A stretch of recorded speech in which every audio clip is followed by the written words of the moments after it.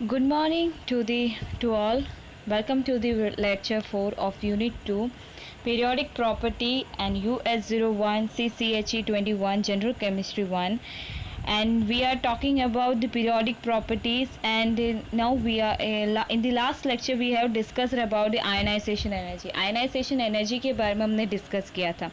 क्या है ionisation energy, ionization energy में से पीरियड में क्या डिफरेंस होगा, कौन कौन से फैक्टर्स उस पर अफेक्ट करते हैं, और ग्रुप के अंदर क्या वेरिएशंस होंगे, और उसके बारे में भी सीखा था कि ग्रुप पर्टिकुलर ग्रुप वाइज उसमें क्या क्या एक्सेप्शन केसेस है उसके बारे में भी देखा था. Now we are talking about the electron affinity. Electron affinity का मतलब है इलेक्ट्रॉन लविंग, मतलब इलेक्ट्रॉन को पसंद करने वाला. ठीक है, तो डेफिनेशन की तरफ जाते हैं. डेफिनेशन में क्या कहा गया है कि electron affinity is defined as the amount of energy release when an extra electron is added in the isolated gaseous atom और ion in this lowest energy state to produce an anion is called an electron affinity. अब इसमें क्या कहा गया है कि आप थोड़े अमाउंट ऑफ एनर्जी रिलीज कर रहे हो, मतलब इलेक्ट्रॉन एफिनिटी का मतलब आप एनर्जी को रिलीज कर रहे हो. कैसे? By adding A extra electron. आप उस ऑर्बिटल में एक्स्ट्रा इलेक्ट्रॉन डालने की वजह से थोड़ी एनर्जी रिलीज कर रहे हो. और ये जो एनर्जी रिलीज हो रहा है, ये इलेक्ट्रॉन कहाँ पे ऐड हो रहा है? गैसियस एटम के अंदर या गैसियस आयन के अंदर, वो भी सबसे कम एनर्जी स्टेट में हो रहा है. तो तब क्या होता है, जब एनर्जी रिलीज करते हैं तब वो एनायन बन जाता है. दैट इज गए फिर आयनाइजेशन एनर्जी में क्या होता था कि कैटायन बन जाता था, और इलेक्ट्रॉन एफिनिटी में क्या है कि आपका एनायन बनेगा. तो रिएक्शन के हिसाब से आपके पास एक आयन फॉर्म होगा या गैसियस एटम होगा, उसके अंदर आप इलेक्ट्रॉन डालोगे तो आपको एक्स माइनस मिलेगा. That is a metal minus या फिर कोई भी एटम का minus. Delta H is equal, इसका मतलब है डेल्टा एच कितना एनर्जी रिलीज होता है उसका amount delta H, that is heat consumption के थ्रू बता देंगे या फिर एंथैल्पी के थ्रू बता देंगे. Electron affinity of X atom. X atom के मतलब एक एटम के अंदर कितना इलेक्ट्रॉन एफिनिटी हो रहा है, और उस एफिनिटी के थ्रू एक्सोथर्मिक प्रोसेस हो रहा है. एक्सोथर्मिक प्रोसेस का मतलब exit the energy, that is exit. आप एनर्जी को बाहर निकाल रहे हो, एनर्जी रिलीज कर रहे हो, उस प्रोसेस को कहते हैं एक्सोथर्मिक. तो इसमें क्या हो रहा है, आप इलेक्ट्रॉन डालते ही एनर्जी को रिलीज कर रहे हो, तो वो एनर्जी को कैलकुलेट करके बताते हैं कि इस एटम में इतना इलेक्ट्रॉन डालने की वजह से इतना एनर्जी रिलीज हो रहा है. तो उस एटम का कैपेसिटी भी बताता है. So let we see the addition of an electron to an atom is an exothermic process, since EA is the energy involved in adding an electron to an atom. It is also called enthalpy of electron attachment.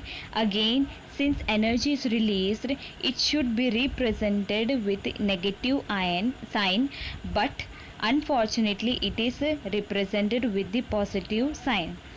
आप यहाँ पे electron add कर रहे हो atom के अंदर, तो पूरा का पूरा प्रोसेस कैसा होगा? एक्सोथर्मिक प्रोसेस, मतलब एनर्जी रिलीज हो रही है. तो जो electron affinity is energy involve in an electron to an atom, adding an electron. तो इलेक्ट्रॉन एफिनिटी का मतलब होता है कि वो एनर्जी, जो एनर्जी आप इलेक्ट्रॉन ऐड करने पर एटम रिलीज करता है, तो उसे हम एंथैल्पी ऑफ इलेक्ट्रॉन अटैचमेंट भी कह सकते हैं. एंथैल्पी ऑफ इलेक्ट्रॉन अटैचमेंट भी इलेक्ट्रॉन एफिनिटी को कह सकते हैं. Again, since energy is release, यहाँ पे एनर्जी रिलीज होता है, तो एक्चुअली यहाँ पे साइन दिखाना चाहिए एनर्जी का माइनस साइन. मैं आयन की बात नहीं कर रही हूँ, मैं कह रही हूँ एनर्जी की बात.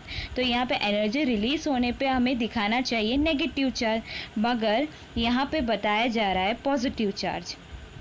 वो इसलिए क्योंकि इलेक्ट्रॉन ऐड होने पर वो एनर्जी रिलीज करे. That's why the energy releasing is denoted by the positive sign. The addition of the first electron is called first electron affinity. अगर आप एक इलेक्ट्रॉन का एडिशन कर रहे हो तो उस एडिशन को कहते हैं फर्स्ट इलेक्ट्रॉन एफिनिटी. अब यहाँ पर एनर्जी रिलीज करने पे बता रहे like electron affinity. Just as electron affinity is measure of the tendency of an atom to change into anion.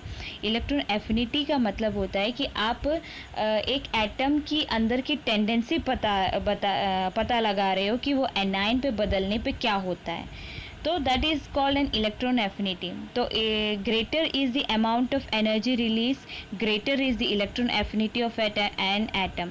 अगर सबसे ज़्यादा एनर्जी रिलीज हो रहा है एक एटम से तो उसका इलेक्ट्रॉन एफिनिटी सबसे ज़्यादा अच्छा है. तो अगर मैं एग्जांपल के तौर पर क्लोरीन को लेती हूँ तो क्लोरीन में क्या होता है कि जब वो एनाइन बन जाता है दैट इज Cl-, तब क्या होता है कि 348.8 किलो जूल पर मोल बनता है इन the gaseous atom, gaseous state में. तब क्या होता है कि यहाँ पे इतना जो एनर्जी रिलीज हो रहा है तो that will B denoted by positive charge. जैसे हमने आगे बात की, यहाँ पे देखो, यहाँ पे बताया गया है that is denoted by the positive charge.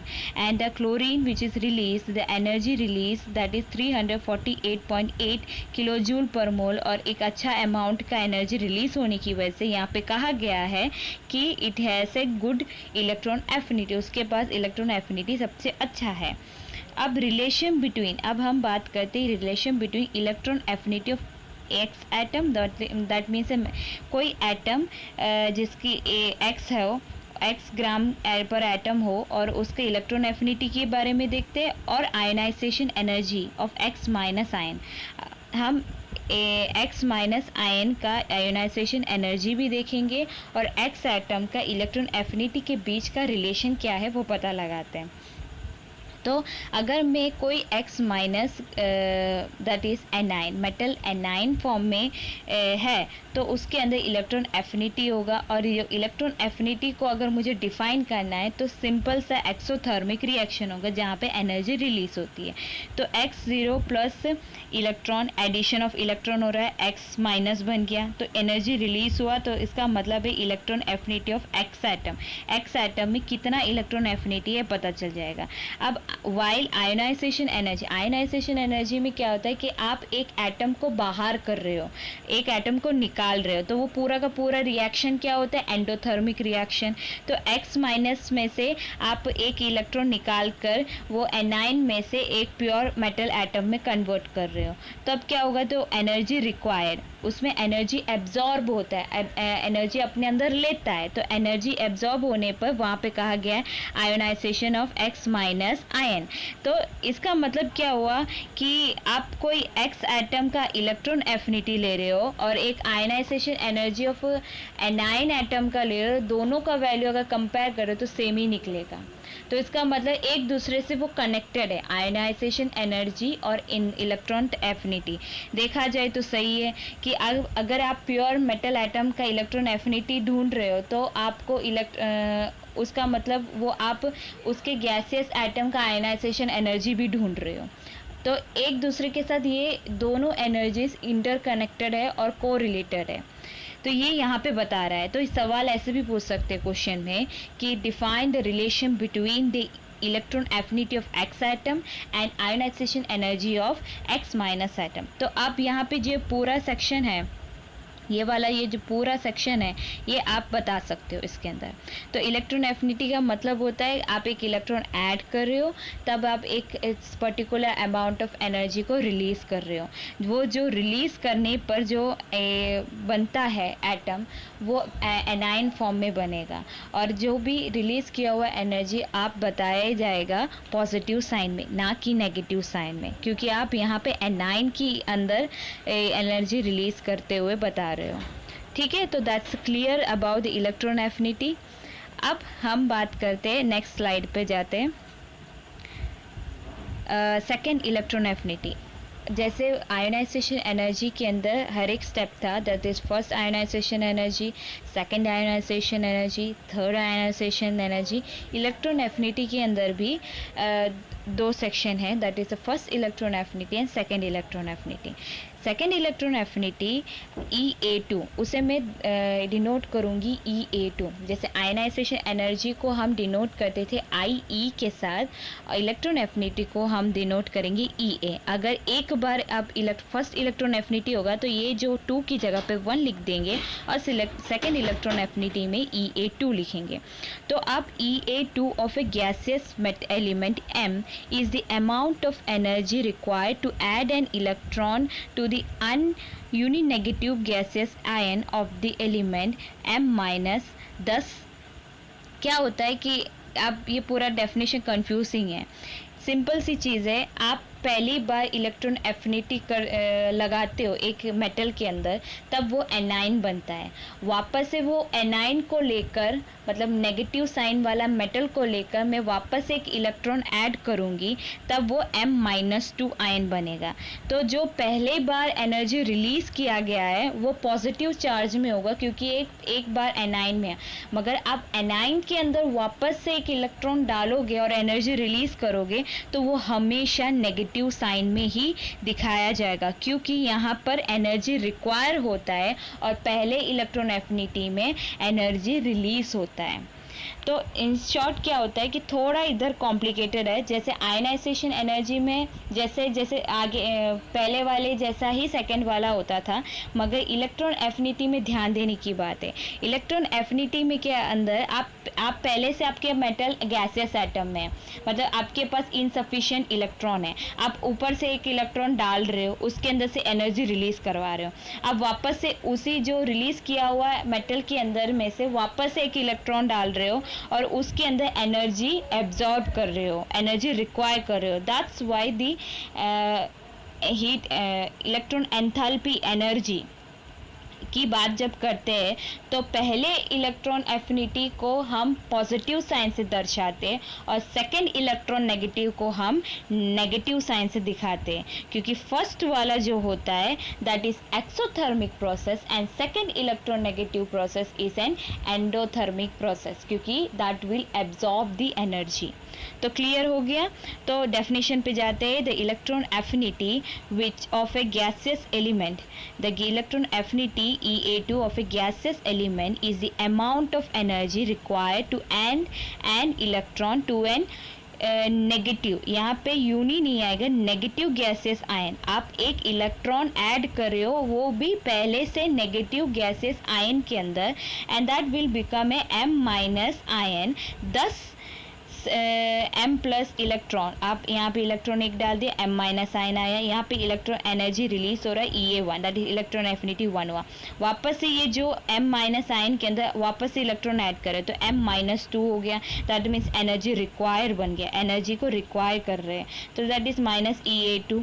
Since EA1 is energy release is shown a positive sign and EA2 is energy required, that is shown in negative. तो EA1 thus EA1 is exothermic और EA2 is endothermic। तो ये clear हो गया। अब सवाल ये उठेगा क्यों पहले वाले में एनर्जी रिलीज हो रहा है, दूसरे में एनर्जी रिलीज क्यों नहीं हो रहा?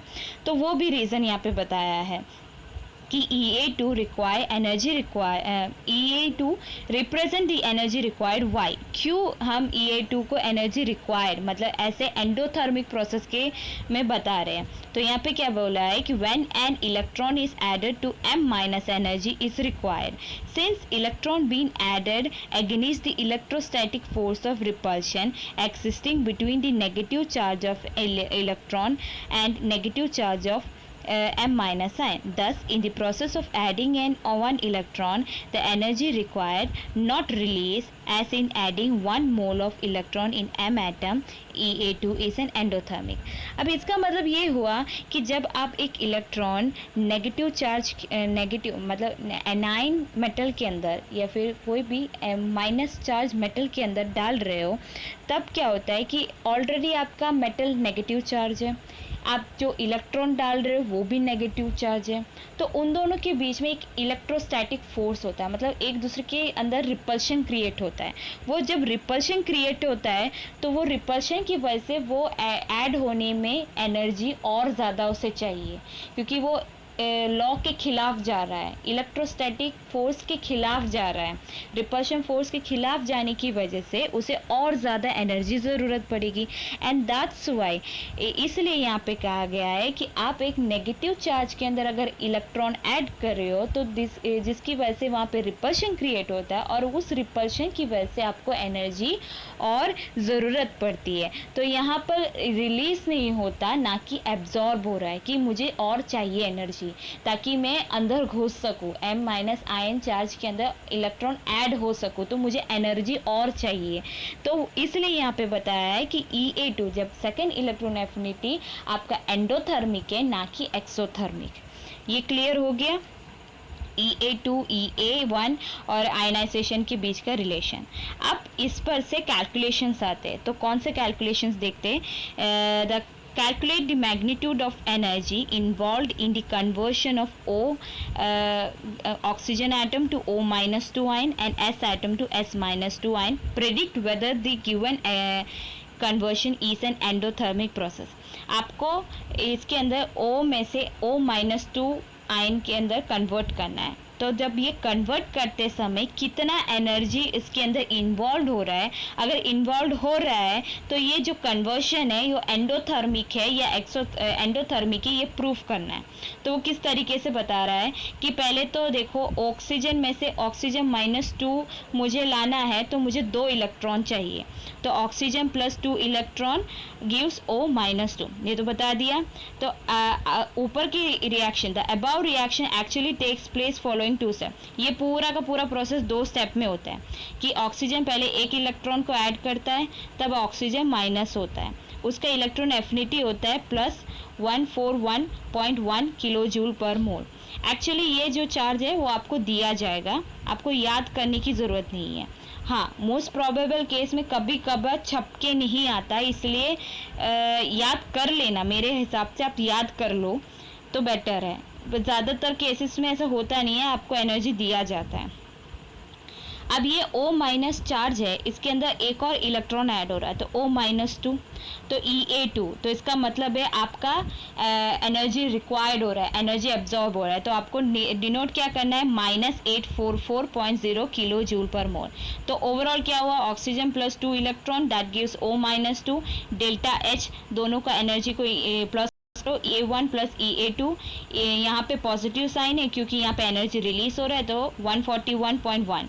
यहाँ पे नेगेटिव चार्ज है क्योंकि यहाँ पे इलेक्ट्रॉन एनर्जी एब्जॉर्ब कर रहा है, तो -844.0 दैट विल माइनस गिव से -702.9। यहाँ माइनस साइन क्यों आया, क्योंकि बड़ा संख्या के सामने माइनस है, तो that gives -702.9 and minus sign shows that endothermic. यहाँ पे अगर आपका आंसर में नेगेटिव नंबर -702 जैसे नंबर्स आ रहे हैं तो समझो कि वो पूरा का पूरा प्रोसेस एंडोथर्मिक है। अगर पॉजिटिव साइन दिखा रहा है तो दैट विल बी एक्सोथर्मिक।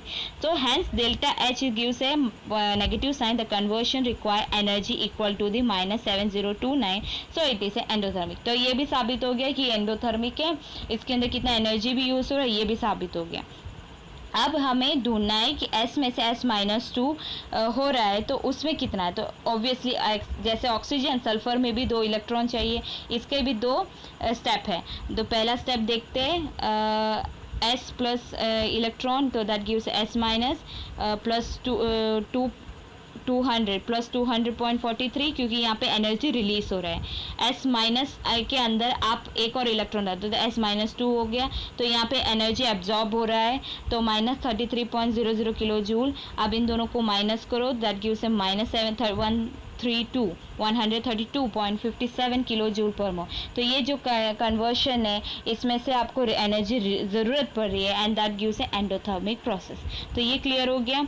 अब now the next is goes for the next example. अब नेक्स्ट एग्जाम्पल में देखते हैं कि अमाउंट ऑफ एनर्जी, यहाँ पे सवाल क्या है, the amount of energy release when 1 million of atoms of iodine in vapour state are converted to iodine ion.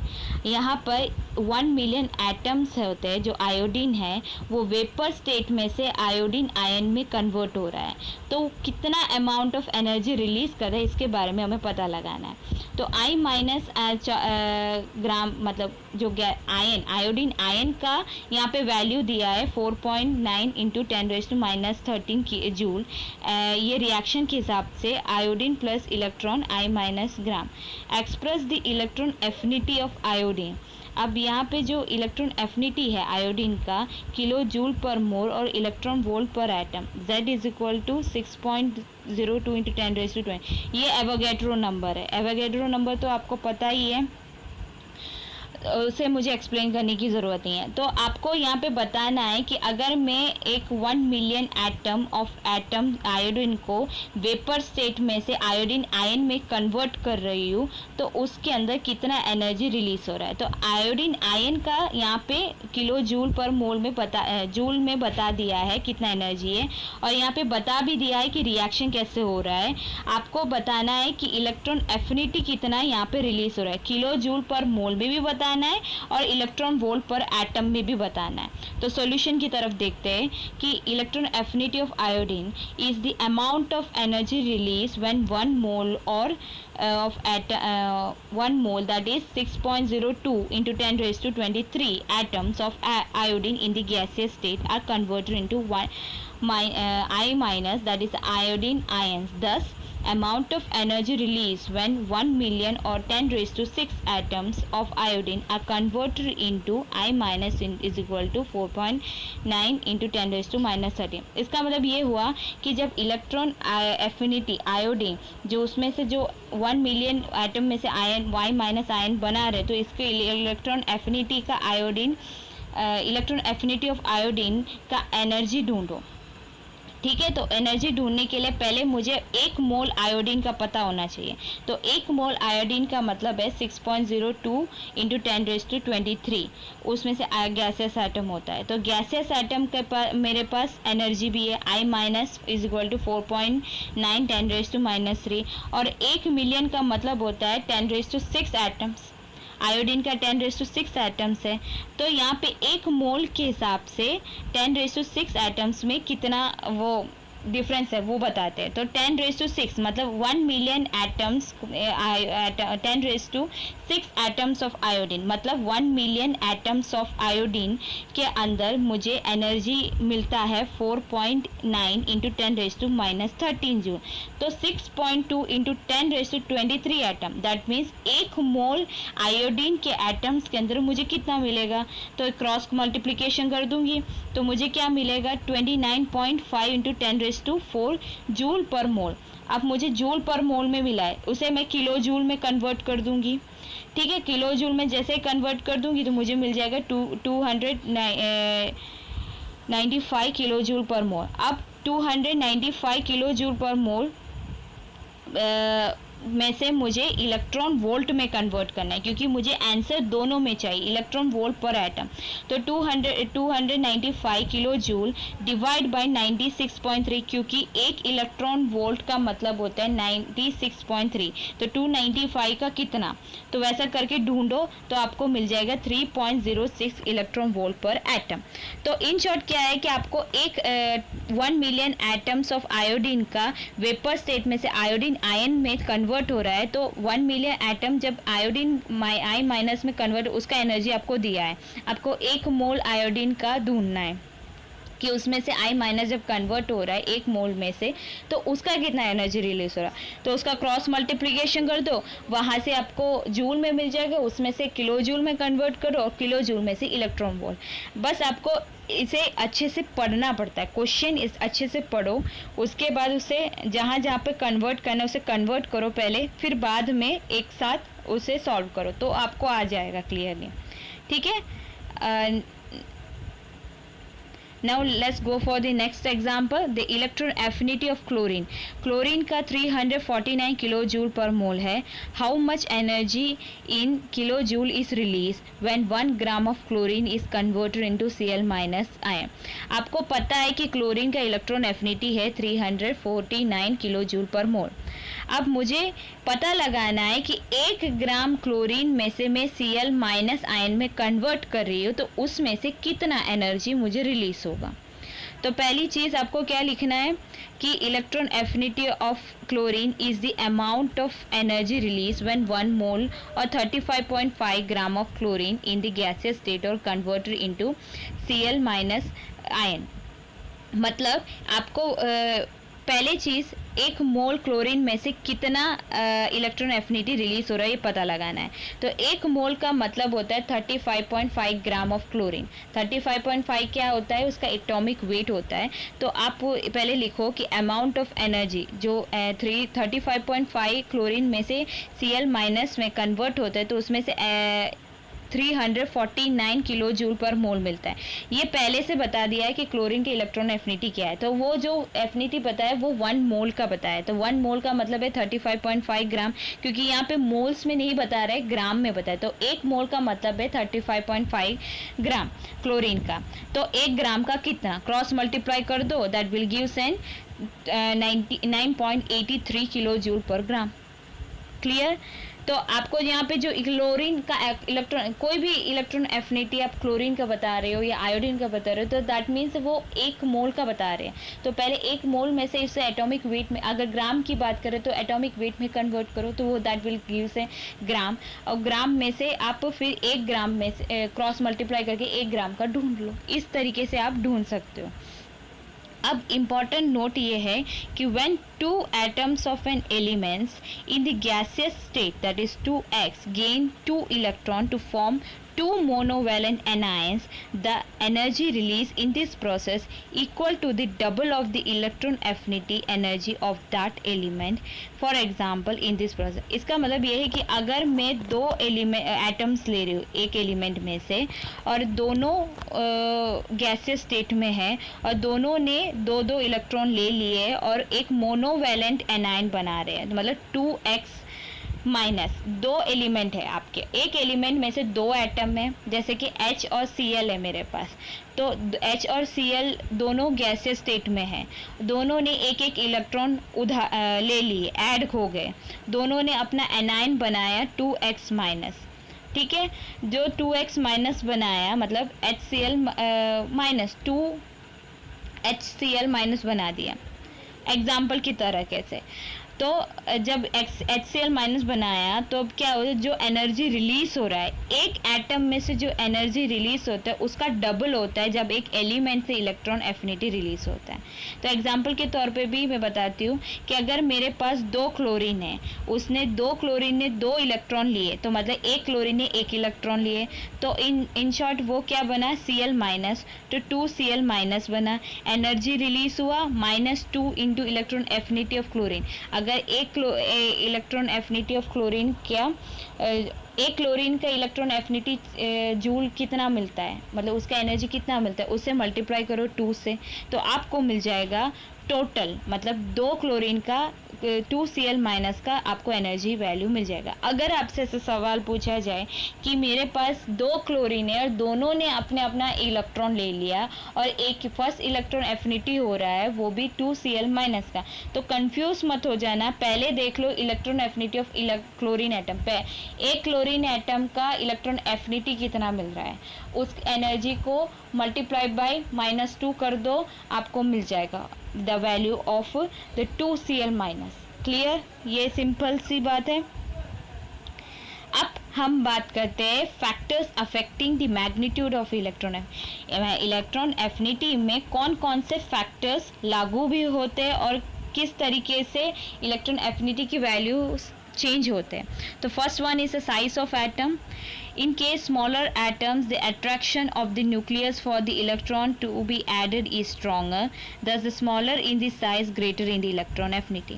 जितना छोटा साइज होगा इलेक्ट्रॉन एटम का उतना अच्छा इलेक्ट्रॉन एफिनिटी होगा, क्योंकि अट्रैक्शन होगा न्यूक्लियस की तरफ, और जितना न्यूक्लियस की तरफ अट्रैक्शन होगा वो और पसंद करेगा अपने तरफ इलेक्ट्रॉन को खींचने। तो इलेक्ट्रॉन आप ऐड भी करोगे ना तभी भी उसकी इलेक्ट्रॉन एफिनिटी चार्ज अच्छा आएगा।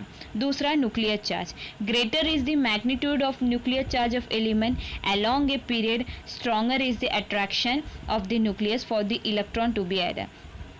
अगर आप पीरियड की बात कर रहे हो तो उसके अंदर जो न्यूक्लियस का चार्ज होता है, जो न्यूक्लियस का चार्ज अगर बढ़ा दो तो न्यूक्लियस की तरफ से अट्रैक्शन भी बढ़ जाएगा, और जितना अट्रैक्शन अच्छा उतना इलेक्ट्रॉन एफिनिटी ज़्यादा, और जितना न्यूक्लियर चार्ज ज़्यादा इलेक्ट्रॉन एफिनिटी उतना ज़्यादा। तो पीरियड के हिसाब से अगर आप न्यूक्लियर चार्ज बढ़ा रहे हो तो इलेक्ट्रॉन एफिनिटी भी साथ साथ में बढ़ जाएगी। तो the atoms of the elements of group 2a has completely filled a orbital and group 2b has completely filled n minus 1d and ns orbital। तो इसका मतलब ये है कि ग्रुप 2 में a में completely filled ns orbital बन जाएगा, और ग्रुप 2b भी completely filled बन जाएगा जब आप एक इलेक्ट्रॉन ऐड कर दोगे, तो n minus 1d and ns orbital दोनों के दोनों फिल हो जाएंगे। अब तीसरा पॉइंट है electron configuration of the atom.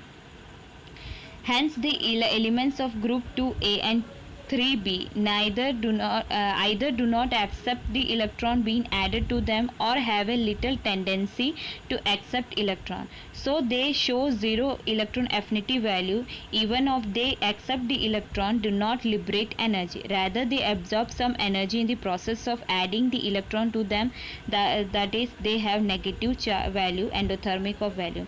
अब इलेक्ट्रॉन कॉन्फ़िगरेशन ऑफ एटम में क्या होता है कि कभी कभार आप एटम के इलेक्ट्रॉन कॉन्फ़िगरेशन निकालते हो तो कुछ का ऑलरेडी पहले से कम्प्लीटली फिल्ड होगा, कुछ स्टेबल होंगे, और कुछ के पास एक इलेक्ट्रॉन ऐड करने की कैपेसिटी होगी, दो इलेक्ट्रॉन ऐड करने की कैपेसिटी नहीं होगी। तो ऐसे केसेस में क्या होता है कि जब ग्रुप 2a या 3b की बात करती हूँ तो उसमें क्या होता है कि वो ये ग्रुप के जो एलिमेंट्स होते हैं वो कभी ना कि इलेक्ट्रॉन ऐड करने में इंटरेस्टेड है ना इलेक्ट्रॉन देने में इंटरेस्टेड है, इसलिए ज़्यादातर इन दो ग्रुप में ज़ीरो इलेक्ट्रॉन एफिनिटी वैल्यू होगा, क्योंकि वो ज़्यादातर एनर्जी लिबरेट भी नहीं करते ना एब्जॉर्ब करते हैं। तो अगर उन्होंने इलेक्ट्रॉन एफिनिटी मतलब एक इलेक्ट्रॉन ऐड भी किया तभी भी वो कभी भी इलेक्ट्रॉन एनर्जी को रिलीज नहीं करेंगे, वो एनर्जी को बल्कि एब्जॉर्ब करेंगे। तो आपका जो एनर्जी वैल्यू होगा वो भी नेगेटिव में भी मिलेगा और एंडोथर्मिक प्रोसेस में होगा। तो ये एक ड्रॉबैक है, electron configuration of an atom एक ड्रॉबैक है, और इसकी वजह से भी इलेक्ट्रॉन एफिनिटी में फ़र्क पड़ता है। अब इसका एक एग्जाम्पल भी है, electron affinity values of nitrogen phosphorus are very low. यहाँ पे नाइट्रोजन और फॉस्फोरस का एटम वेरी लो है electron affinity, this is because the presence of half filled NP orbital in the valence shell. देखो nitrogen और phosphorus में पहले से हाफ फिल्ड है, पहले से उसके शेल्स एक एक इलेक्ट्रॉन से भर गया है, तब क्या होता है कि वो ज़्यादा स्टेबल होता है। वो स्टेबल होने की वजह से वो पसंद नहीं करेगा कि कोई बाहर का इलेक्ट्रॉन आके अंदर घुस जाए, क्योंकि वो जब अंदर घुसेगा तो वो अनस्टेबल बन जाएगा, और जैसे ही अनस्टेबल हो जाएगा उसका एनर्जी और ज़्यादा चाहिए, उससे एनर्जी चाहिए ना कि एनर्जी रिलीज करेगा। तो दैट्स वाई इसका जो नाइट्रोजन और फॉस्फोरस का इलेक्ट्रॉन एफिनिटी वैल्यू जो होता है वो सबसे कम होता है, स्मॉल होता है। 10 electron value of the nitrogen and phosphorus are very low, very small. उसी तरीके से अगर नोबल गैसेस की बात करें वो तो कम्प्लीटली फिल्ड है, वो कभी एक्सेप्ट ही नहीं करेगा कि मेरे पास एक्स्ट्रा इलेक्ट्रॉन दे, या वो पसंद ही नहीं करेगा कि अपना इलेक्ट्रॉन किसी और को दे। तो हमेशा इसका जो इलेक्ट्रॉन एफिनिटी वैल्यू है वो ज़ीरो या फिर नेगेटिव वैल्यू में ही जाएगा, ना कि कभी उसका अच्छा पॉजिटिव वैल्यू मिलेगा आपको। सो ये जो है वो ड्रॉबैक्स बता रहे हैं कि हाँ कि हर चीज़ में इलेक्ट्रॉन एफिनिटी पॉसिबल नहीं है, कुछ चीज़ें हैं जिसमें इलेक्ट्रॉन एफिनिटी पॉसिबल हो सकते हैं और कुछ में नहीं हो सकते। अब इलेक्ट्रॉन एफिनिटी का रोल देखते हैं main group elements, that means P and S group elements में देखते हैं। तो वेरिएशन पीरियड के हिसाब से वेरिएशन क्या होता है कि on moving from alkaline metals to halogen in a period the size of the atom decreases and the nuclear charge increases. Both these factors increase the force of attraction between the nucleus and electron being added, and hence the atom has a greater tendency to attraction the electron towards itself. Thus the electron values goes on increase when moved from the alkaline to halogen. अगर मैं S block से लेके P block जाती हूँ, मतलब hydrogen से क्या कह सकते हैं लिथियम से लेके हीलियम या नियॉन के ग्रुप तक जाती हूँ, पीरियड में जाती हूँ, तब क्या होता है कि जैसे पीरियड में जाता है तो उसका साइज़ छोटा होता जाता है और उसका न्यूक्लियर चार्ज बढ़ता है। तो जैसे जितना अच्छा छोटा साइज़ उतना जितना अच्छा न्यूक्लियर चार्ज उतना अच्छा इलेक्ट्रॉन एफिनिटी, जैसे हमने आगे बात की। तो इसके अंदर की टेंडेंसी ये होती है कि इसके अंदर फोर्स ऑफ अट्रैक्शन बढ़ जाता है, न्यूक्लियस और शेल्स के बीच का जो फोर्स ऑफ अट्रैक्शन बढ़ जाएगा और आप इलेक्ट्रॉन और ऐड करो तो और ज़्यादा अट्रैक्शन बढ़ जाएगा और जिसकी वजह से इसकी इलेक्ट्रॉन एफिनिटी हमेशा बढ़ती जाती है। तो एल्कलीन से लेके हैलोजन तक जब हम बात करते हैं, ना कि नोबल गैस को निगलेक्ट करो क्योंकि उसमें पॉसिबल ही नहीं है। तो एल्कलीन से लेके हैलोजन ग्रुप तक हम जाएंगे तो इसका इलेक्ट्रॉन एफिनिटी बढ़ता है क्योंकि साइज भी कम है, न्यूक्लियर चार्ज भी बढ़ता है और अट्रैक्शन भी बढ़ता है, that's why electron affinity also increases. दूसरा है variation in A group, as moving down a group both the size of the atom and nuclear charge increase. The increase in the atomic size tends to decrease in the electron affinity value, while increase in nuclear charge tends to increase in electron affinity. The net result is that the effect produced by the progressive increase in the atomic charge overweights the effect produced by the progressive increase in the nuclear charge, and thus electron affinity goes on decrease as we move from the top to bottom in a group. जैसे आप group में जाते हो, जैसे 1s व 2s, तो P block में जाते हो हैलोजन तक, ठीक है, कार्बन का ग्रुप, बोरोन का ग्रुप, नाइट्रोजन का ग्रुप और हैलोजन का ग्रुप, ऐसे हर एक ग्रुप वाइज जाते हो।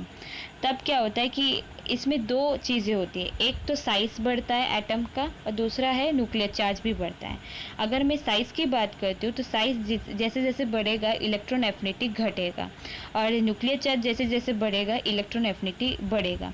तो ये दो पॉसिबिलिटीज़ हैं। तो क्या होता है कि अगर मैं दोनों को रख कर देखती हूँ तो ज़्यादातर एटॉमिक साइज़ का इफ़ेक्ट ज़्यादा होता है। तो एटॉमिक साइज़ का इफ़ेक्ट ज़्यादा होने की वजह से ग्रुप में आप देखोगे तो इलेक्ट्रॉन एफिनिटी डिक्रीज हो रहा है जैसे आप ऊपर से नीचे जाते हो। तो ये बात क्लियर हो गई। उसके एग्जाम्पल्स देखते हैं कि the electron affinity of oxygen fluorine are less than that of sulphur and chlorine. अगर मैं ऑक्सीजन ग्रुप की बात करती हूँ तो electron affinity oxygen and fluorine का कंपेयर में सल्फर और क्लोरीन का हमेशा कम है। क्यों? Due to the small size of oxygen and F atom as compare to the size of sulphur and chlorine atom respectively, the addition of extra electron on oxygen fluorine atom produce high electron density around them. अगर मैं oxygen और fluorine की बात करती हूँ तो oxygen fluorine का size क्या होता है कि छोटा होता है कंपेयर टू सल्फर और क्लोरीन में से। तो छोटा साइज़ होने की वजह से इसके अंदर जो एक्स्ट्रा इलेक्ट्रॉन मैं डालूंगी तो इसके अंदर बाहरी तौर से इलेक्ट्रॉन डेंसिटी बढ़ेगा, इलेक्ट्रॉन डेंसिटी बढ़ेगा और इलेक्ट्रॉन डेंसिटी बढ़ते ही न्यूक्लियस में शील्डिंग इफेक्ट का प्रॉब्लम शुरू हो जाएगा और शील्डिंग इफेक्ट स्क्रीनिंग्स के प्रॉब्लम की वजह से न्यूक्लियर चार्ज घट जाएगा। वो कैसे होता है वो बताती हूँ। शील्डिंग का इफेक्ट का मतलब होता है रिपल्शन, मतलब एक दूसरे आखिरी कक्षा और उसके पहले वाले उसके न्यूक्लियस के पास वाले कक्षा के बीच में एक रिपल्शन फोर्स क्रिएट होता है और वो रिपल्शन की वजह से अट्रैक्शन फोर्स को वो निगलेक्ट करके वो दूर एनर्जी को और कम करता है। आखिरी कक्षा की जो इलेक्ट्रॉन न्यूक्लियस की तरफ का जो अट्रैक्शन फोर्स को और कम कर देता है। तो ठीक है, तो ये शील्डिंग इफेक्ट का छोटा सा रिव्यू मैंने दे दिया। तो इसमें क्या होता है कि आपका repulsion between the electron already present in relatively compact 2p orbital of valence shells of atom. जैसे कि ऑक्सीजन में 4 इलेक्ट्रॉन्स है, दैट इज 2s2 2p4 और 5 इन दी f ऑर्बिटल। अगर 2p ऑर्बिटल की बात करती हूँ तो ऑक्सीजन के अंदर 2p4 है और फ्लोरीन के अंदर 2p5 है। जैसे मैं एक्स्ट्रा इलेक्ट्रॉन ऐड करती हूँ ऑक्सीजन के अंदर, O माइनस करती हूँ और F माइनस करती हूँ तो इसके अंदर इलेक्ट्रॉन रिपल्शन क्रिएट होगा। जब इलेक्ट्रॉन रिपल्शन क्रिएट होगा तो वो दोनों टेंडेंसी कम हो जाएगी इलेक्ट्रॉन की तरफ, उसकी attraction of electron towards them is less tendency और इसकी वजह से इलेक्ट्रॉन एफिनिटी ऑक्सीजन फ्लोरीन का कम होता है। वो कैसे मैं फिर से क्लियरली बताती हूँ। ऑक्सीजन फ्लोरीन का अगर मैं इलेक्ट्रॉन कॉन्फ़िगरेशन निकालती हूँ 2s2 2p4 and 2s2 2p5, तो ऑक्सीजन का 2p4 होता है, फ्लोरीन का 2p5 होता है। क्लियर? एक और इलेक्ट्रॉन डाल दूंगी तो ऑक्सीजन का क्या होगा 2p5, फ्लोरीन का क्या होगा 2p6 होगा। तो ये जैसे इलेक्ट्रॉन डाल दिया, ऑक्सीजन माइनस में आ जाएगा, F माइनस हो जाएगा। अब यहाँ पे क्या होता है कि जैसे आप इलेक्ट्रॉन डालते हो तो एक इलेक्ट्रॉन इलेक्ट्रॉन रिपल्शन क्रिएट होता है, और जैसे रिपल्शन क्रिएट होगा वहाँ पे स्क्रीनिंग और शील्डिंग इफेक्ट भी जनरेट हो जाएगा। तो न्यूक्लियस को इलेक्ट्रॉन की तरफ का जो अट्रैक्शन होना चाहिए वो नहीं होता, और जब तक अट्रैक्शन होगा नहीं, इलेक्ट्रॉन एफिनिटी का वैल्यू में इंक्रीज नहीं होगा। तो that's why there is an less tendency, वहाँ पे टेंडेंसी कम होता है कि इलेक्ट्रॉन की तरफ का खिंचाव, इलेक्ट्रॉन और न्यूक्लियस के बीच का जो खिंचाव है वहाँ पे कम टेंडेंसी होने की वजह से ऑक्सीजन फ्लोरीन का इलेक्ट्रॉन एफिनिटी वैल्यू कम है सल्फर और फ्लोरीन से। बल्कि देखा जाए तो ऑक्सीजन फ्लोरीन का एटॉमिक साइज भी छोटा है, तो उसका एक्चुअली होना चाहिए, मगर शील्डिंग इफेक्ट की वजह से और स्क्रीनिंग की वजह से ये नहीं होता है। तो ये बात क्लियर हो गई। दिस इज़ अ ड्रॉबैक, एक और ड्रॉबैक है वो। अब variation of electron affinity values of different, अलग अलग ग्रुप में कौन कौन से फैक्टर्स और किस तरीके से इलेक्ट्रॉन एफिनिटी में वेरिएशंस होता है। तो हम बात करेंगे first A, second B, third A, fourth A, seventh A and noble gas के बारे में, दैट इज 17 ग्रुप के बारे में बात करेंगे। तो फर्स्ट है that is alkaline metals. Alkaline metals में एक चीज़ अच्छी है कि उसका साइज छोटा होता है, अगर डाउन द ग्रुप जाता है तो साइज बढ़ता है, साइज बढ़ने की वजह से electron affinity as per the group वो डिक्रीज होता है। तो ये बात क्लियर है कि एल्कली में कोई एक्सेप्शन केस नहीं है, जैसे ग्रुप के नीचे जाओ इलेक्ट्रॉन एफिनिटी घट जाएगा। अब 2A और 3B की बात करते हैं, मतलब एल्कलीन ग्रुप की बात करते हैं और 2B की बात करते हैं। तो यहाँ पे क्या होता है कि the atoms of this element, the elements of both this group either do not accept electron added to them और have lesser tendency to accept electron as they do not accept the electron in zero. यहाँ पे electron configuration वाला problem होने की वजह से यहाँ पे इलेक्ट्रॉन एक्सेप्ट भी नहीं करता है ना देता है, वो लेता भी नहीं है ना देता है, तो उसमें ज़्यादातर इलेक्ट्रॉन एफिनिटी होता ही नहीं है। तो एक्सेप्ट इलेक्ट्रॉन जब तक एक्सेप्ट नहीं करेगा, इलेक्ट्रॉन एफिनिटी की बात ही कहाँ आएगी। तो यहाँ पे एक्सेप्ट नहीं होता, इसकी वजह से हमेशा 2A और 2B ग्रुप में ज़ीरो इलेक्ट्रॉन एफिनिटी वैल्यू होता है। अब बात करते हैं हम 3A एंड 4A के बारे में।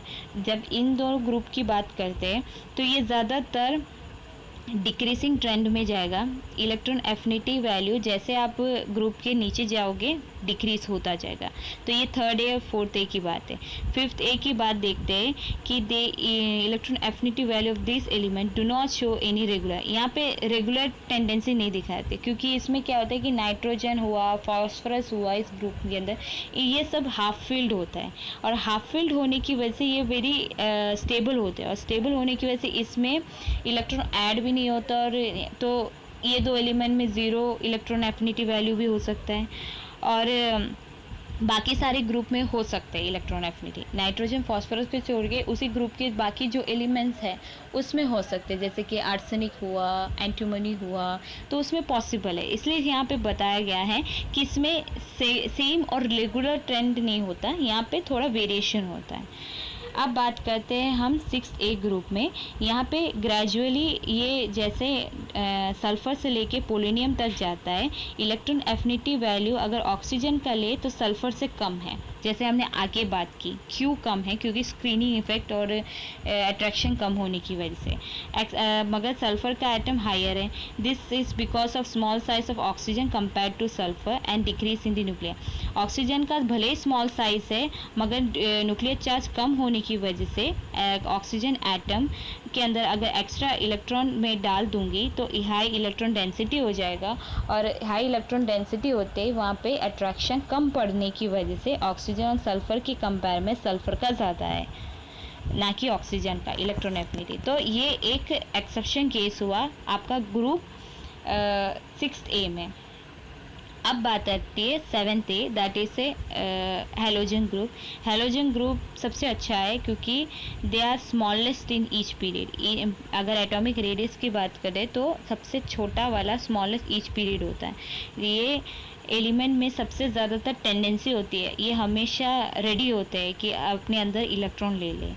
तो हेलोजन के अंदर सबसे ज़्यादा इलेक्ट्रॉन एफिनिटी वैल्यू होता है, मगर इसमें एक एक्सेप्शन केस है, फ्लोरीन का कम है इलेक्ट्रॉन एफिनिटी वैल्यू क्लोरीन का, क्योंकि फ्लोरीन का स्मॉल साइज होने की वजह से कंपेयर टू क्लोरीन ने यहाँ पे आप इलेक्ट्रॉन डालते हो तो वहाँ पे न्यूक्लियर चार्ज घट जाता है। घटने की वजह से वहाँ पे अट्रैक्शन कम हो जाता है। अट्रैक्शन कम होने की वजह से इलेक्ट्रॉन एफिनिटी की वैल्यू में घटोतरी डिक्रीज हो जाता है, and that's why F is small in compare to chlorine. बाकी तो हेलोजन ग्रुप सबसे ज़्यादा अच्छा और हाई मैक्सिमम टेंडेंसी होता है उसके इलेक्ट्रॉन लेने में, और उसका जो इलेक्ट्रॉन एफिनिटी वैल्यू भी सबसे ज़्यादा होता है। नोबल गैस की बात करूँ तो ना के बराबर है, क्योंकि ये सब स्टेबल है। वो अमीर इंसान होते हैं, नोबल गैस ना वो देते ना वो लेते, तो फिर उनको कोई ज़रूरत ही नहीं है इलेक्ट्रॉन एफिनिटी वैल्यू की। तो ये बात हो गई आपकी variation of electron affinity values की। अब हम जाते इलेक्ट्रॉन नेगेटिविटी। अब the term electronegativity has been defined in different way in different chemist. मतलब इलेक्ट्रॉन नेगेटिविटी का मतलब अलग अलग साइंटिस्टों ने अलग अलग तरीके से बताया है। इलेक्ट्रॉन नेगेटिविटी का डेफिनेशन, इलेक्ट्रॉन नेगेटिविटी का मीनिंग क्या है। तो पहले हम देखते हैं पोलिंग अप्रोच की तरफ। पोलिन अप्रोच ने क्या कहा है कि electron negativity of an atom of an atom of an element in a molecule is a relative tendency to attract the shared electron pair towards itself. The electron negativity is represented by X. मतलब ये बता रहा है कि pollen के हिसाब से अगर मैं एक मॉलिक्यूल के अंदर के एलिमेंट के अंदर के एटम को मैं लेती हूँ और उसके अंदर की पावर में या फिर उसके अंदर की टेंडेंसी देखती हूँ कि वो कितना शेयर्ड पेयर को अट्रैक्ट कर रहा है। मैं एक इलेक्ट्रॉन की बात नहीं कर रही हूँ, शेयर्ड पेयर मतलब दो हो सकते हैं। अगर मैं दो इलेक्ट्रॉन के साथ पेयरिंग कर रही हूँ तो वो दो इलेक्ट्रॉन को कितना अपनी तरफ खींचता है और उसकी कितनी कैपेबिलिटी होती है अपनी तरफ खींचने को, that is called N electronegativity. Pollen के हिसाब से ऐसा है। तो पोलिन ने कैलकुलेट किया the calculated value of electronegativity of the element by the method in which consider A B A covalent. ये ज़्यादातर कोवेलेंट मॉलिक्यूल में पॉसिबल है, क्योंकि कोवेलेंट मॉलिक्यूल ऐसा मॉलिक्यूल है जहाँ पे इलेक्ट्रॉन पेयर का शेयरिंग होता है।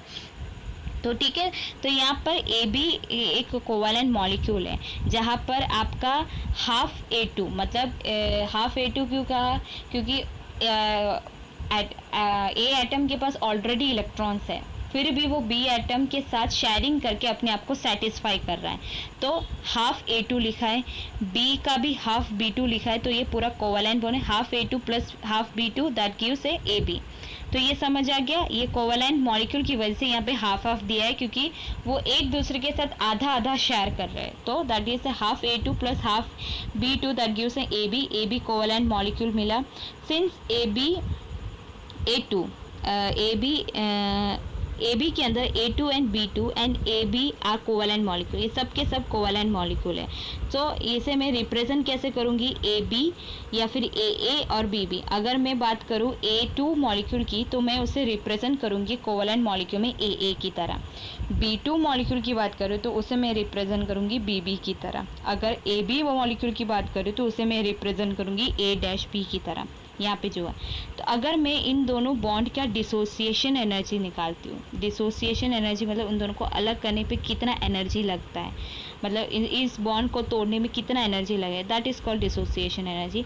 Dissociation energy, the bond of dissociation energy of AB that is EAB, electron negativity is always greater than the geometrical means of AA and BB। अगर मैं dissociation energy find out करना है कि मुझे अगर ये कोवेलेंट मॉलिक्यूल को तोड़ना है, तो अगर मैं देखा जाए दो अलग अलग मॉलिक्यूल का और सिमिलर मॉलिक्यूल का अगर इलेक्ट्रोनेगेटिविटी में निकालूंगी तो जो अलग अलग है, जो ए और बी का इलेक्ट्रोनेगेटिविटी है वो सबसे ज़्यादा होगा ए और ए के, क्योंकि उसके अंदर जो शेड इलेक्ट्रॉन को अपने तरफ खींचने की शक्ति ज़्यादा होती है, क्योंकि दो दो अलग अलग एटम है, उसके अलग अलग कैपेसिटी होती है।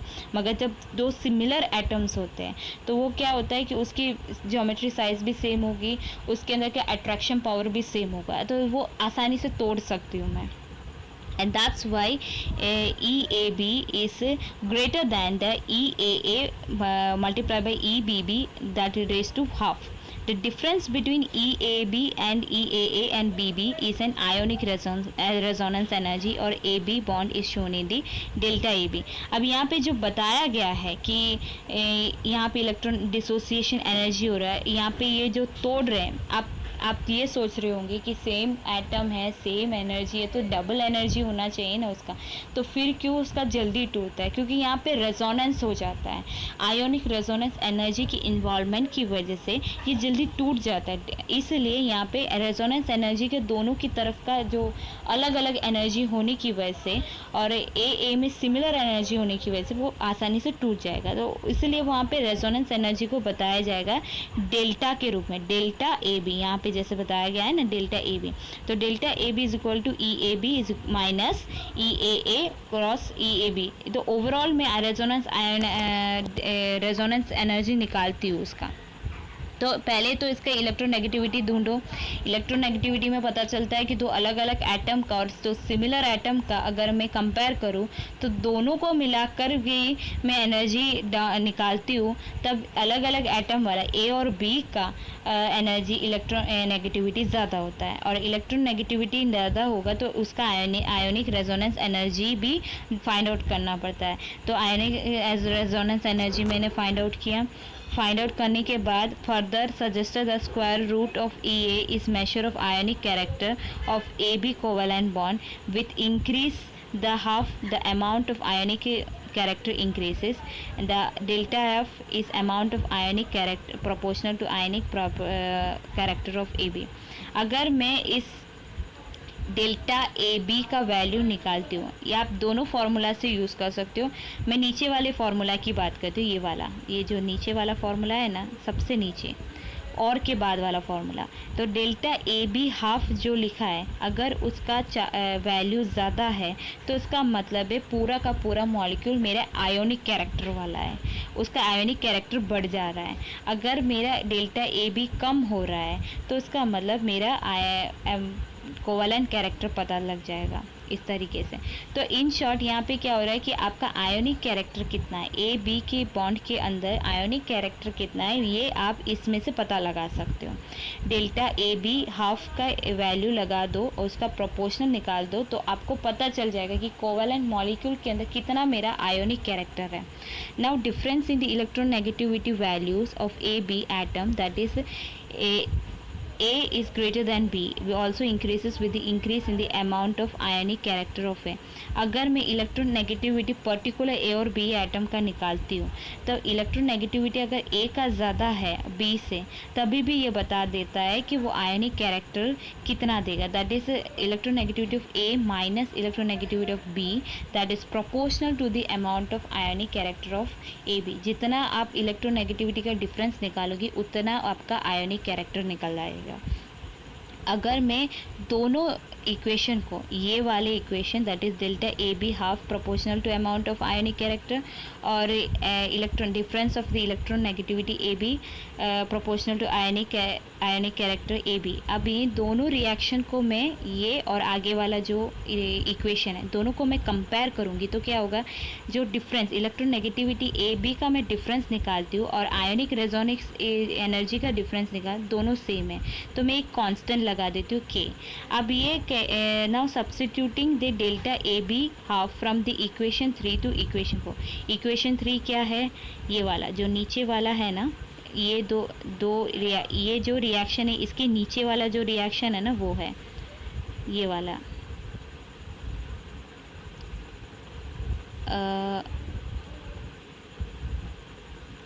और के नीचे वाला जो रिएक्शन है उसे लगाना है।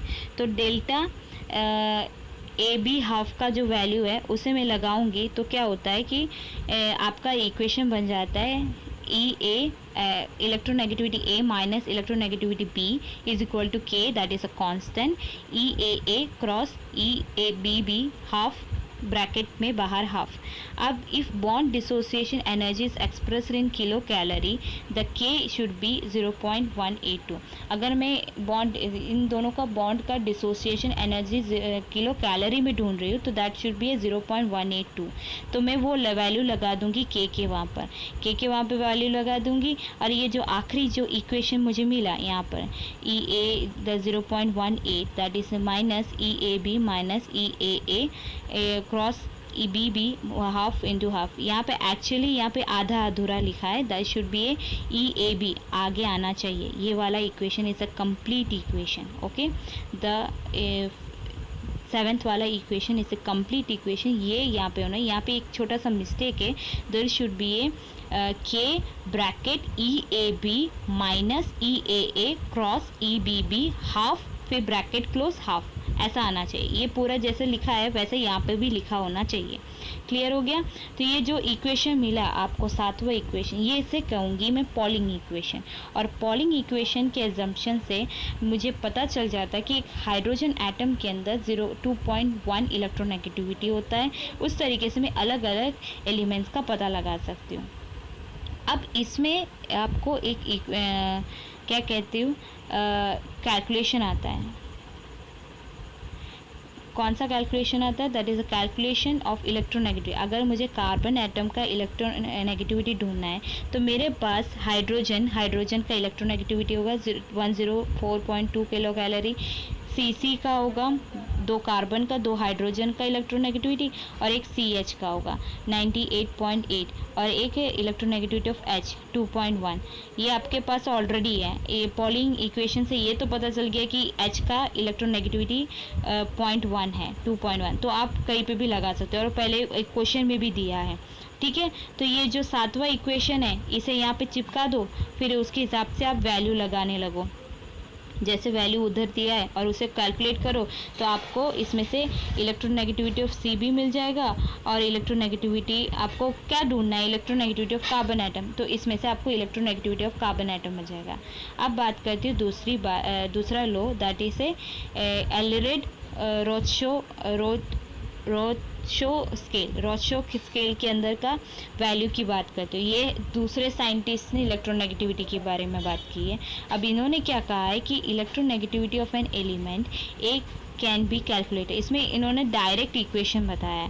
इन्होंने बताया कि इलेक्ट्रोनेगेटिविटी ऑफ ए क्रॉस बाहर ए आर का मतलब है ये एलरेड रोथशो का स्केल है. ए आर का मतलब है एलरेड रोथशो, तो is equal to 0.359 into Z E F का मतलब effective nuclear charge of element divide by R square का मतलब आपका रेडियस ऑफ एन एलिमेंट, एक एलिमेंट का रेडियस, प्लस 0.744. ये कांस्टेंट वैल्यू है.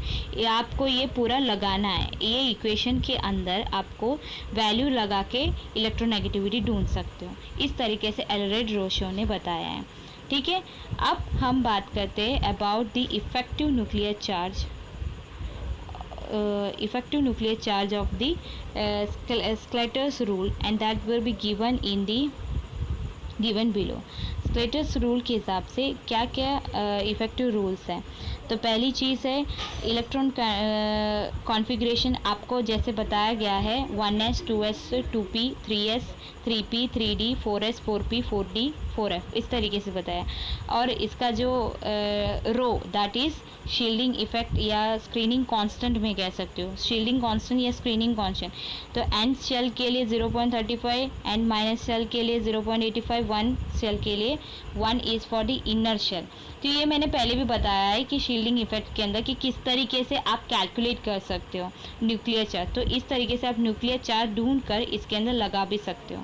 तो हम एग्जाम्पल के तौर पे चले जाते डायरेक्ट.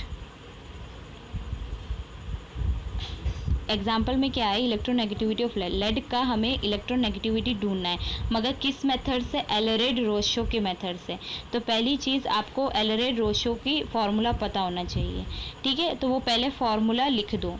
कहाँ पे लिखोगे, यहाँ पे लिख देना, मगर यहाँ पे डायरेक्ट बताया गया है, आप हमेशा जब भी कैलकुलेशन करते हो तो जिस इंसान का प्रोसीजर बोलो उसका जो फार्मूला है वो साइड में लिखो। फिर क्या करना है, लेड का एटॉमिक नंबर याद है 82, उस हिसाब से आपको सेट करना है। 1s2 2s2 2p6, 3s2 3p6, 3d10, 4s2 4p6, 4d10, 4f14, 5s2 5p6, 5d10, 6s2 6s2 6p2। तो इस तरीके से पूरा सेट कर दिया, आपका ओवरऑल 82 निकलना है। 60 प्लस 18 प्लस 4 82 आपका एटॉमिक नंबर यहाँ पे क्लियर हो गया। तो इलेक्ट्रॉन कॉन्फ़िगरेशन आपने लिख दिया। अब स्लेटर्स रूल के हिसाब से आपको इफेक्टिव न्यूक्लियर चार्ज ढूंढना है। तो पहली चीज़ तो है आपका स्लेटर्स रूल्स में क्या कहा है कि 0.35 वैल्यू रखना है nth शेल के लिए। nth शेल के लिए 0.35 वैल्यू रखना है। तो आपका nth शेल कौन सा है, ये आखिरी वाला शेल आपको। सो 6s2 6p2, तो उसमें 4 इंटू 0.35 लगाया। अब दूसरा क्या बोला है कि 0.85 रखना है जो n शेल से एक शेल कम वाले इलेक्ट्रॉन्स में। तो 6s2 में से जो कम वाले हैं तो 5 वाले ग्रुप के 18 इलेक्ट्रॉन्स है, 18 आ गए। अब 18 इंटू 0.85 लगा दिया। अब बोला है कि 1 वैल्यू रखना है उसके अंदर वाले ग्रुप के, तो 1s से लेके 4f तक जो भी सारे एलिमेंट्स के उनका 60 इलेक्ट्रॉन्स बनते हैं इंटू 10, एक्चुअली इंटू 10 नहीं है, इंटू 1 है। 1 लगा दो तो 76.70 आ जाता है। यहाँ पे 1 आएगा, ठीक है। तो ओवरऑल वैल्यू निकालो 36.70 हो जाएगा। अब ZF peripheral present P atom, मतलब आपका ZF न्यूक्लियर चार्ज ढूंढना है। तो as per the equation Z minus screening constant, Z मतलब atomic number that is 82, atomic number आपको पता है 82 माइनस 76.70 आपका स्क्रीनिंग कांस्टेंट यहाँ पे जो मिला है वो, तो 5.30 मिल गया। अब आपको फार्मूला में लगाना है। फार्मूला क्या है, 0.359 इंटू ZEF लिख दिया। 5.3 आपका रेडियस है, डिवाइड बाय आर स्क्वायर है, तो आर स्क्वायर रेडियस क्या है 5.53 लगा दिया, plus 0.744 that is a constant value था, उसका वैल्यू निकला 1.55, ठीक है। इस तरीके से आप इस मेथड से इलेक्ट्रोनेगेटिविटी ढूंढना है। आपको इलेक्ट्रोनेगेटिविटी ढूंढने से पहले आपको ये याद होना चाहिए आपका स्लेटर्स रूल क्या है। दूसरी भी चीज़, आपको एटॉमिक नंबर के हिसाब से इलेक्ट्रॉन कॉन्फ़िगरेशन को सेट करना आना चाहिए। तीसरी चीज़ ये है कि आपको इसके अंदर एलरेड-रोशो के फॉर्मूला याद होना चाहिए। याद होगा तो अच्छे से क्लियर कर पाओगे। ये सिंपल सी कैलकुलेशन है, कैलकुलेशन आ गया तो आराम से ये सॉल्व करोगे। अगर फार्मूला या इलेक्ट्रॉन कॉन्फ़िगरेशन में गड़बड़ी की तो पूरा का पूरा मार्क्स जाएगा इसमें, ठीक है। इसलिए ध्यान रखना है इसमें। अब मोलिक्यूल अप्रोच की बात करते हैं। मोलिक्यूल के हिसाब से अगर आयनाइजेशन एनर्जी का मैं एवरेज निकालती हूँ और electron affinity of an atom is the measure of electron, actually electronegativity जो है, इलेक्ट्रॉन एफिनिटी, अगर मैं एक एटम का इलेक्ट्रॉन एफिनिटी निकालती हूँ तो उसका मतलब उसके इलेक्ट्रोनेगेटिविटी भी मैं निकाल रही हूँ। मोलिक्यूल के हिसाब से ऐसा होता है कि एवरेज निकाल दो आयोनाइजेशन एनर्जी और इलेक्ट्रॉन एफिनिटी का, तो आपको इलेक्ट्रोनेगेटिविटी का वैल्यू मिल जाएगा। He propose the electronegativity of an atom can be calculated in the with the following equation. अब ये जो इक्वेशन दिया है IE मतलब ionization energy, EA that is electron affinity, उसको दोनों का एवरेज निकाला 2, मल्टीप्लाई किया 0.374 और प्लस किया 0.17 से, तो आपको मोलिक्यूल अप्रोच के हिसाब से आपको इलेक्ट्रोनेगेटिविटी मिलेगा। एंड अगर इसे दो मेथड से किया, दो वैल्यू से किया जा सकता है, दो फार्मूला है। अगर आप 2 को निकाल कर 0.187 करके भी कर सकते हो, मगर इससे बेटर है कि आप ऊपर वाला इक्वेशन ही याद रखें, दिस विल या फिर नीचे वाला, आपको जो कंफर्टेबल रखे वो इक्वेशन याद रखना, ठीक है। And the equation hold good when electronegativity and electron affinity both are measured in electron volt. हाँ, ये जब याद रखना कि मोलिक्यूलर अप्रोच में जब कैलकुलेशन करते समय कि आपका इलेक्ट्रोनेगेटिविटी इलेक्ट्रोनेगेटिविटी आपको ढूंढना है, इलेक्ट्रॉन आयोनाइजेशन एनर्जी या फिर इलेक्ट्रॉन एफिनिटी, दोनों का वैल्यूज है ना हर बार किलो जूल पर मोल में मिलता है, उसे कन्वर्ट करो इलेक्ट्रॉन वोल्ट में और फिर बाद में कैलकुलेशन करो, तो आपका जो कैलकुलेशन होगा वो परफेक्ट निकलेगा। एंड इसलिए यहाँ पे बोला है। तो हम कैलकुलेशन की तरफ देखते हैं इलेक्ट्रोनेगेटिविटी में क्या क्या है।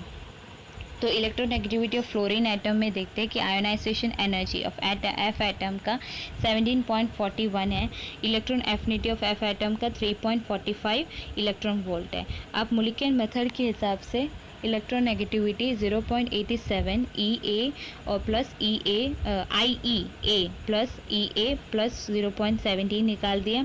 अब यहाँ पे ध्यान दिया है कि आयोनाइजेशन एनर्जी और electron affinity already electron volt में, बस वैल्यू पुट करो आपको वैल्यू मिल जाएगा।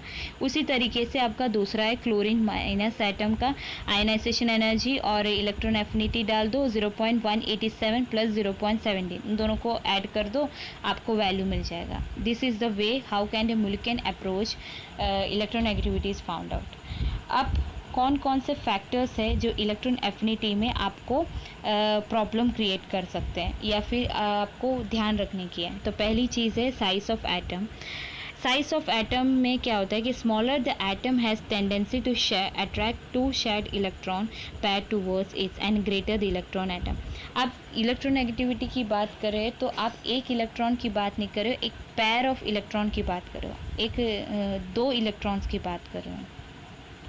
तब क्या होता है कि आप जितना छोटा एटम लोगे उतना अच्छा उसका शेयरिंग होगा, जितना अच्छा छोटा एटम जितना अच्छा शेयरिंग होगा इलेक्ट्रॉन्स का अपनी तरफ खींचने, शेयर्ड इलेक्ट्रॉन को अपनी तरफ खींचने का, तो उसकी इलेक्ट्रोनेगेटिविटी भी ज़्यादा होगी। तो साइज में देखा जाए तो छोटा एटम सबसे अच्छा electronegativity, smaller atom gives a greater electronegativity. दूसरी चीज़ है oxidation state of element. If an atom shows any positive oxidation state, the size of the atom decreases with the increase in the oxidation state. Thus, the size of the Fe plus 2 and Fe3 is in the order of Fe is greater than Fe plus 2 is greater than Fe3. Now, if the smaller in the size of an atom or ion, greater is the electronegativity.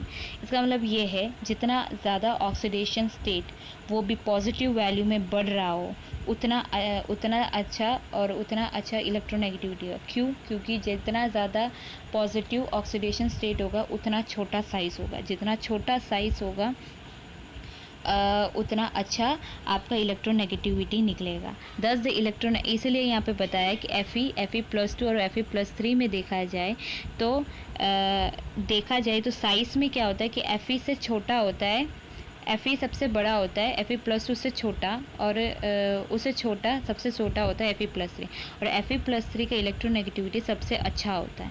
दस the electronegativity of an element which shows many oxidation state directly proportional to the magnitude of positive. इसलिए यहाँ पे बताया है कि oxidation state हमेशा positive oxidation state हमेशा electronegativity के साथ जुड़ा होता है या फिर डायरेक्टली प्रोपोर्शनल होता है। जैसा ऑक्सीडेशन स्टेट बढ़ेगा वैसे इलेक्ट्रोनेगेटिविटी भी बढ़ेगा। इसलिए यहाँ पे बताया है कि अगर इलेक्ट्रोनेगेटिविटी की बात करें तो Fe का इलेक्ट्रोनेगेटिविटी निकलता है 1.80, Fe प्लस 2 का 1.83 और Fe प्लस 3 का 1.96, क्योंकि उसका साइज छोटा हो जाता है एंड दैट्स वाई इलेक्ट्रोनेगेटिविटी भी बढ़ जाती है।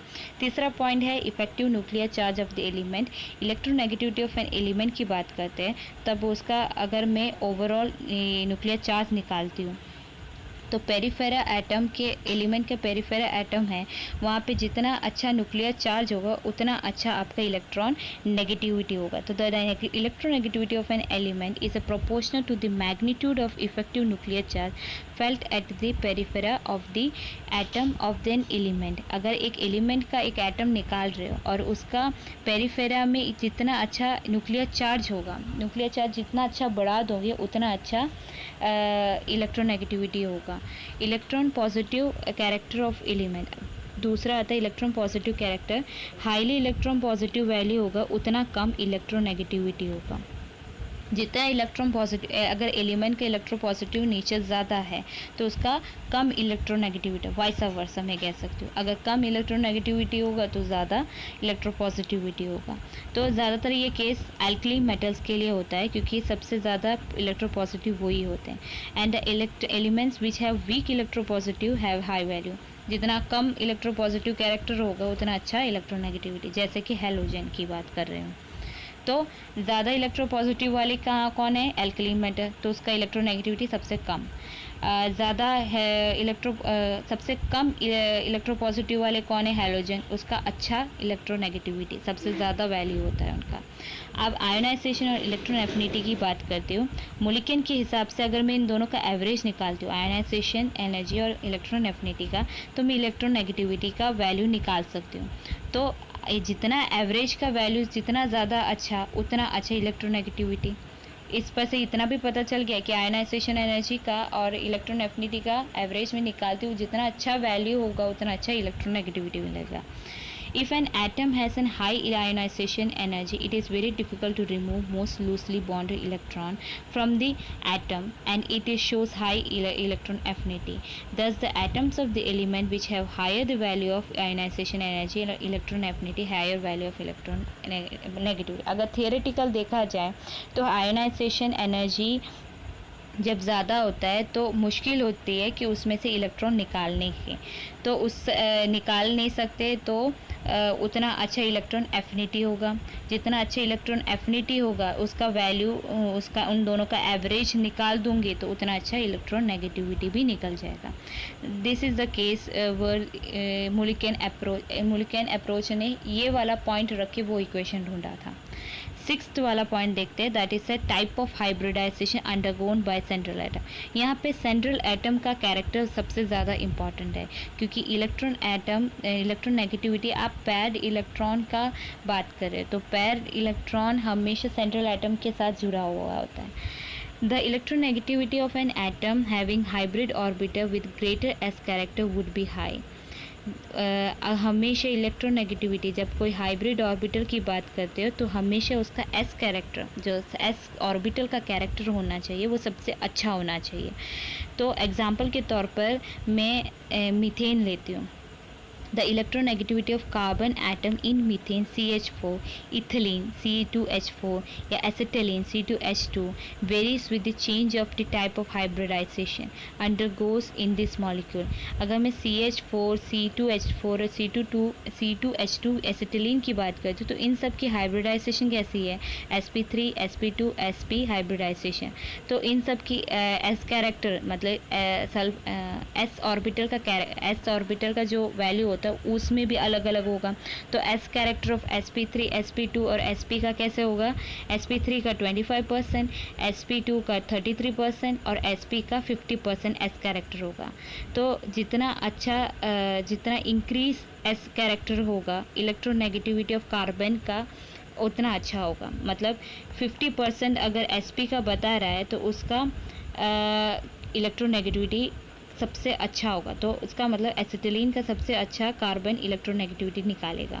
तो that's why the electronegativity of CH4, C2H4 and C2 is in the increasing order. CH4 is greater than C2H4, C2H5, क्योंकि यहाँ पे sp3, sp2 और sp का कैरेक्टर कितना है, एस कैरेक्टर, दैट इज़ 50%। जितना 50% ज़्यादा है एस कैरेक्टर, जितना अच्छा उतना अच्छा कार्बन का electronegativity. With the increase in the electronegativity of carbon, the electron pair accepting power of carbon in this molecule also increase in the same direction. अब S character को इतना इंपॉर्टेंस क्यों दिया है, क्योंकि एस कैरेक्टर जितना अच्छा होगा उतना अच्छे इलेक्ट्रोनेगेटिविटी दिए और उतना अच्छे इलेक्ट्रॉन पैर को एक्सेप्ट करने की भी शक्ति उसके अंदर सबसे ज़्यादा होगी।